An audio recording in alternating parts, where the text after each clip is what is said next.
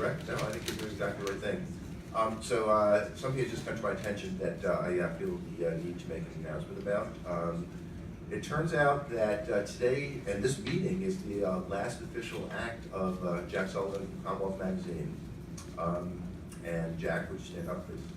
It's not the public comment period. I just wanted to acknowledge, embarrass Jack a little bit, but mostly to acknowledge him.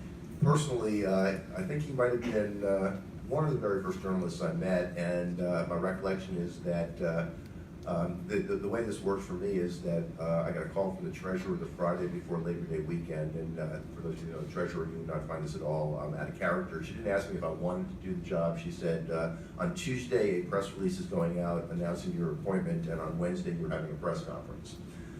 So that's the way I learned about my new life. It turned out I did have a press conference that Wednesday, and immediately after the press conference, somehow I got shanghaied into doing a podcast over at Commonwealth Magazine with Jack. I literally wasn't even sworn in the job yet, knew nothing at all about this topic, but Jack was a thorough and gracious host and journalist, and it's been a real pleasure working with Jack. I've got to know him a little bit personally. I think his coverage has been in-depth, thorough, but very fair. I want to thank you for that, and I wanted to just tell you, Jack, I'll miss you. But I wish you the very best in your retirement and whatever your next adventure is. Thank you, Mr. Chairman. Did I embarrass you a little bit? Quite a bit, thank you. Good. That was my objective. Okay, so we have three more items on the agenda. The first is to go through the draft regulations for medical marijuana, and there's two parts to them. There are changes to the actual regulations for the medical use of marijuana, and then for regulations with respect to co-location of adult use and medical use marijuana operations. Just to give everybody a sense of timing, we have a legislative mandate to take responsibility for this program from the Department of Public Health by December 31st of this year. We are totally committed to meet that deadline. I think we're well in process to do so. With respect to these regulations specifically, they need to be promulgated by December 15th, which means we need to have a final vote and final approval of these regulations no later than November 30th. So we're going to see where we are at the end of this conversation. If we're in a place where we can take a vote today, if there's only editing and ministerial changes required, we'll take a vote today. If not, we will figure out how to reconvene sometime next week in time to have a vote so that we can meet the deadline of finalizing them on the 30th so they can be promulgated on December 15th. My suggestion to the commission is that excuse me, we use the same process that we used going through previous sets of regulations, which is walk through section by section and ask if there are any comments, questions, or concerns in each section, and then we'll move on to the next. We'll start, I believe it makes sense, because it's the umbrella. We'll start with the medical use regulations, and then we'll go into the co-location regulations. So that's my suggestion. Once again, I'm in a position of having no idea how long this is going to take or how many issues we're going to raise. I've not discussed these with other commissioners, but I hope and expect that each of the commissioners has had the time to go through these in detail so they can raise questions or concerns. Is that okay for the process from everybody's perspective? Great. So, until my voice is out, which is not very far, I'll try to walk us through this section by section. Again, we're talking about 935 CMR 501, medical use of marijuana. I'm going to omit when I go through section by section the 501. Assuming everybody gets that, and just use the last three decimals, starting with .001 purpose. Are there any questions or concerns? Thank you. 002 scope. Questions or concerns? Okay, thank you. 003 definitions. There have been some changes. The changes are highlighted in the document, but please comment on anything in this section, not just the changes. So any comments on .003 definitions?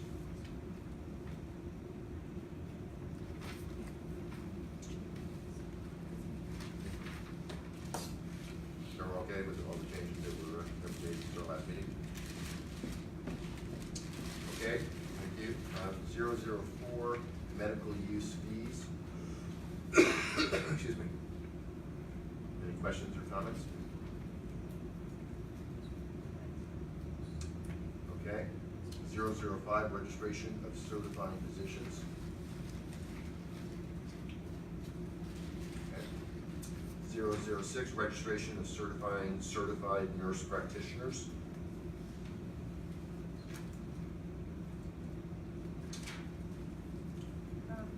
Go ahead. Oh, are we in 006? You're going back to the previous section. It may be 005 and 006, but I just had a question. Do we have a registration section for certifying, physician's assistants? We do not. Should we? I mean, since that has been approved by the Department of Public Health, We right? can do that, yeah. Is there any reason not to do that? I don't believe so. If the commission is willing to delegate the authority to us to make that change, we can do that. Fine. Is everybody okay with that? I guess we'll. I would just request with the registration requirements being as similar to the ones for certified physicians, certified nurse practitioners. So is it fair to say that we'll add a section .007 to do that? That sounds fine. Okay. Thank you, that's a good catch. Next is 010, which is written certification of a debilitating medical condition for a qualifying patient. Questions on that? Okay, next one, I think let's just take a little time on. Next one is .015, which is temporary and annual registration of qualifying patients.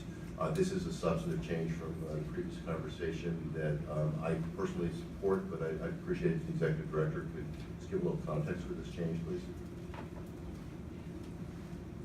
Sure, thank you, Mr. Chairman. So obviously, based on a lot of discussion at the commission level, as well as feedback received in the public comment period, adding a provision relative to temporary registration was certainly desirable, and I think also worth noting as far as being a statutory requirement for us to consider as well. So that we do have some proposed language here for the commission's consideration relative to obtaining a temporary or an annual registration card, and then also putting the burden on us as a commission that we generate or we develop the process by which we would issue a temporary registration card to an individual, to a patient, or which would add an ability on our part, as well as the certifying healthcare provider submitting information to the commission for consideration, but also allow therefore a patient to leave a visit with a temporary registration, and then go right to a dispensary and honor that. So we feel as though in the short term we can do that from a technical standpoint, but I just want to be clear, I think it's going to require us to do some outreach and some engagement to providers to make sure that they're aware of this ability for a patient, but also to patients to make sure that they're aware of this opportunity. One thing we did consider, which I just want to flag for the commission's consideration as well, is that so temporary registration card would be valid for 14 days after the issuance, or of course upon the issuance of that annual registration card. We also limit a temporary registration to one per 365-day period, so one per year essentially. And then also worthy of consideration is that a temporary registration card would authorize a patient to receive 2.5 ounces as opposed to the annual or the otherwise 10-ounce 60-day supply, which again is a prorated version of that 14-day period. Really meant to make sure that folks have access to medicine instantly, but that they have access to what would be a 14-day supply as opposed to a 60-day supply. And again, we're confident that we could do this in relatively short order. Commissioner Norton? I also support this. I have a technical edit that has some substance to it, so I just want to flag it for everyone. In subsection G, which is the section that talks about no more than 2.5 ounces of marijuana may be dispensed, there's two sentences there, and I propose that we clarify the transition to those two sentences, because what it says is no more than 2.5 ounces may be dispensed, but it also provides an opportunity for a healthcare provider to determine that a qualifying patient requires an amount of marijuana other than 2.5 ounces as a 14-day supply, which parallels to the existing opportunity for healthcare providers to certify a patient for more than a standard 10 ounces. And I'd just like to clarify the transition between those two sentences with something to the effect that the second sentence is an exception to the first sentence,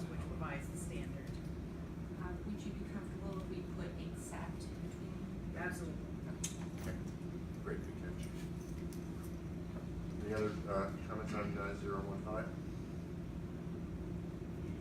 Yes, I have a go ahead. question for the executive director. Go ahead, Commissioner Tom. So regarding F and G, I think those are reasonable limits, and I think they're made even more reasonable by the fact that the commission and the healthcare provider respectively can make exceptions. But my question is, this is different from businesses where I think we can expect a certain level of sophistication that to read our regulations and ask for an exception. Here, I think it's our responsibility to make sure that patients know that they can ask for approval for more than one temporary registration per year, and that they can ask their healthcare provider to certify a greater amount for the 14-day period. So my question for the executive director is, can you commit to making it part of our outreach plan and putting something on our website so that a patient will have, in the first case, a form that they can provide to the commission to ask for an exception, and in the second case, something that they can print out and take to their physician to ask for a certification that would give them a greater amount for 14 days. Go ahead, no, I just have, why don't you go ahead first? Okay, I think that's absolutely, I think that's something we can manage from an outreach standpoint. I guess I want to first, I think, as I mentioned in the presentation of this new language is, I think we do have an obligation to work with providers in particular to inform them of this opportunity for patients, but also to, I think, help them navigate the process of submitting information to us. So that's something I certainly see as an obligation of ours. And obviously, I think working with patients and outreach to patients on an ongoing basis, but also working with folks that I guess we can leverage or partner with as far as leveraging their outreach and their reach to make sure that we're able to get word out there. I think obviously any materials that we put on our website would intentionally be meant for public education, public awareness. So yes, I think that's something we would expect to do, and it's something that we'll do in relatively short order. Anticipating the transition of the medical program, but also shortly after the program is transferred as well. Okay, I'll cede my floor to Commissioner Doyle, and I'll make my comment afterwards. Go ahead, Commissioner Doyle. I'm honored. The other outreach that I would request if we could do, because this is going to be something new, I'd also like to do outreach to law enforcement so they are aware of this new temporary certification, because this is going to be different for them. So, my question is, just clarification, Commissioner Title. I understand the ability for a healthcare provider to say that the patient requires more than 2.5 ounces on the 14-day supply. That part I get, but I thought I heard you say that we can also give a waiver for more than one temporary registration during a year. And I thought that was explicitly not what we were proposing to do. So am I missing something? Well, the regulations say a patient is limited to one temporary registration per year unless otherwise approved by the commission. Okay, so it's just providing a way for them to ask for that. So can we clarify, not just, thank you, can we clarify that not just that they can do that, but what are the criteria that we're going to use to evaluate that request? Through the chair, absolutely. I think that's to Commissioner Title's point as well, is having a form that folks can understand and also that is clear as to what those exceptions may be. But I also think over time we'll develop what those exceptions may in fact be. And to Commissioner Doyle's question about the law enforcement piece, I absolutely think that's a necessary outreach that we undertake. One of the things that in the context of temporary registration is making sure that the patient, when they leave, has a patient registration number that coincides with them to make sure that there would be access through the CGIS to identify that patient. What they won't have, of course, is that patient registration card. So what was important to us in developing the ability to manage this is that there be some way for someone to reconcile if it is in fact a patient. And I think law enforcement is a key constituency. Great. Any other comments on section 015? Want to acknowledge the executive director and staff for responses. That was obviously a request that came up pretty regularly in the public comment period, so I appreciate your responsiveness to that. Okay, .020, temporary and annual registration of personal caregivers. Any comments or questions? Okay, .021, registration of caregiving institutions.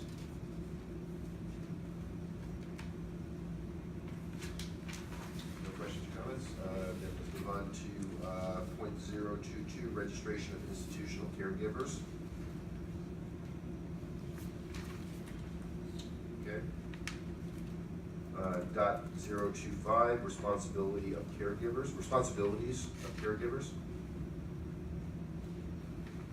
Okay. .030, excuse me, registration of R&D agents. Okay. .031, registration of independent testing laboratories. Okay. .032, registration of independent testing laboratory agents.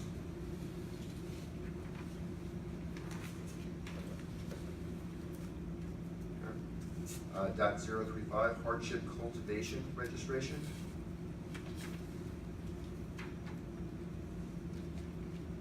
Okay. .100, registration of registered marijuana dispensaries. Yeah. Mr. Chairman, if I may. Yeah, go back to the previous section. Yes, the hardship cultivation. Yes, please go ahead. I just want to flag, there was a conversation at the advisory boards on the section that was previously removed. Section 13. Section 13, so just want to clarify that based on that conversation, so again, going back to where the advisory board discussion was, that section substantive has been returned, I guess. Okay. Just want to clarify. Yeah, no, I appreciate that. I understood that. Any questions, comments on that from anyone else? I think that's a good catch, thank you. Okay, so, .100, again, registration of registered marijuana dispensaries.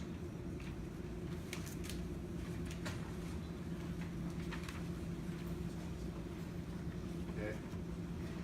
.105, operational requirements for registered marijuana dispensaries.